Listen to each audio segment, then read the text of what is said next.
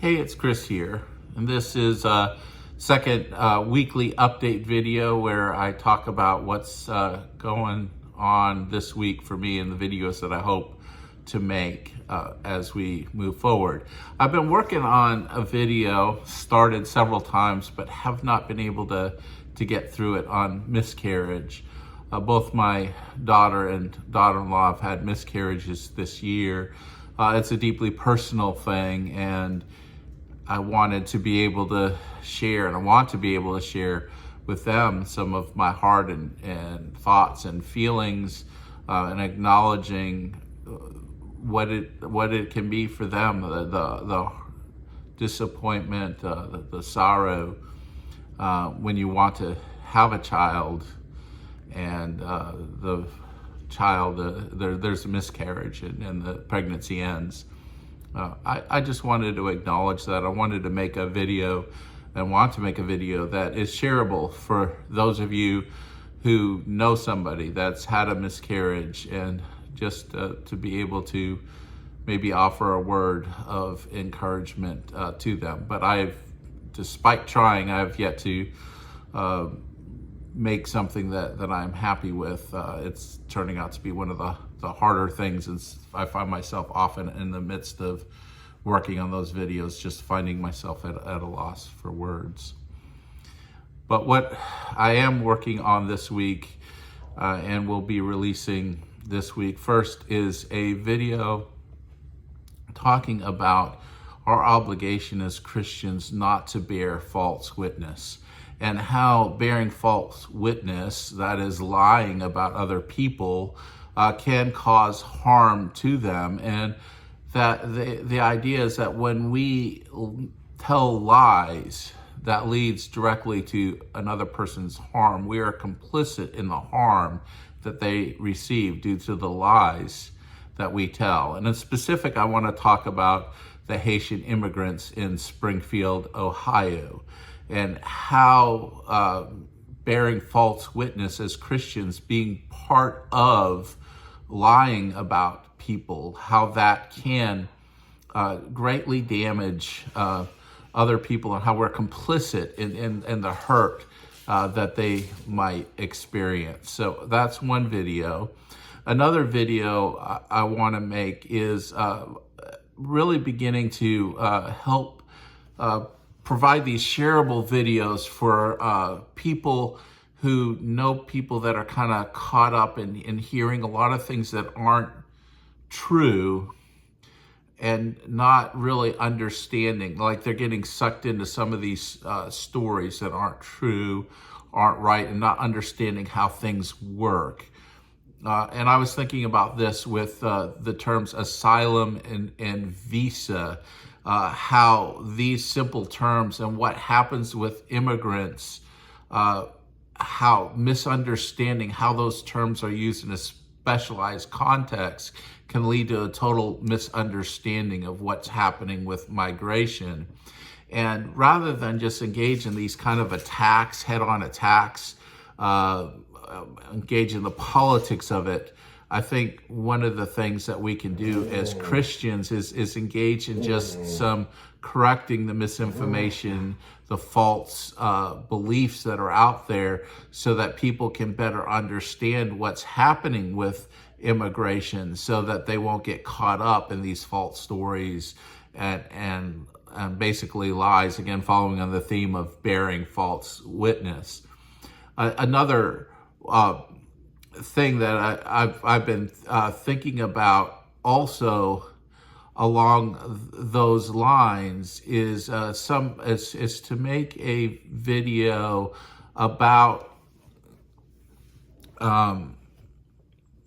just the idea that sometimes we see what's called demagogues. And basically I'm thinking about what is a demagogue, or how certain people will prey on the ignorance, or people that have lower intelligence that find it difficult. They found school difficult. They found understanding and following a lot of complex ideas very, very hard. Many of these people are just like the backbone of our society. They're hard workers. They're good family people. They're kind. They're just so many good qualities about them, but then they just lack that ability to understand more complex ideas, more nuance, more thinking in gray areas. And a lot of times you have people that will take advantage of that lack of ability to really stir up fear and things by confusing people that don't really have the capability to really understand that they're really being taken advantage of, that they're being lied to, because they don't necessarily have the ability to unpack all of the lies. And there's no shame in that. There's no shame in not being a rocket scientist. Not everybody can get into medical school. Not everybody is an incisive, thoughtful writer, and people can take these really intellectually gifted people for granted as if these people with these super intellectual gifts are the norm in our society, when they're not. Most people, we're just average people, just trying to get through our lives and think about life and how to manage the day-to-day. And so you get these people that come up and say, have you heard this? Do you know this? And then you're just absolutely shocked. And you sit there and say, I can't believe this. Yeah, it's true. But don't believe those people that are going to tell you it's not true, because they're false, they're phony, they're fake news. You know, if those people, they're really trying to hide the fact that what I'm really telling you is true. You just got to believe me. And some people get caught up in that. Some people get caught up in that because all their friends are caught up in that, and then they just get into these kinds of thinking. So thinking about the Dunning-Kruger effect and that study, and talking about that, how that relates to how people can get led into false beliefs, and then also how to do some fact checking on our own. Maybe we find ourselves, say, I can be really gullible for those kinds of things. How do I do some fact checking?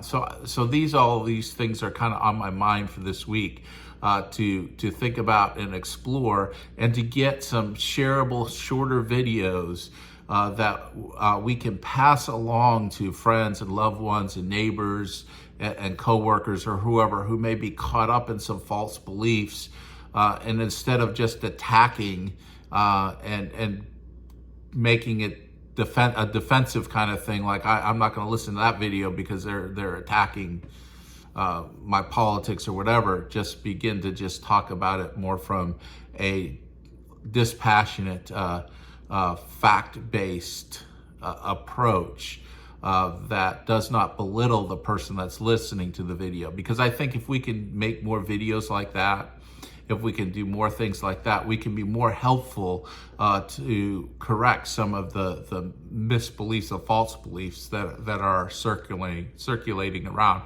particularly in evangelical Christian circles, who I'm most concerned with.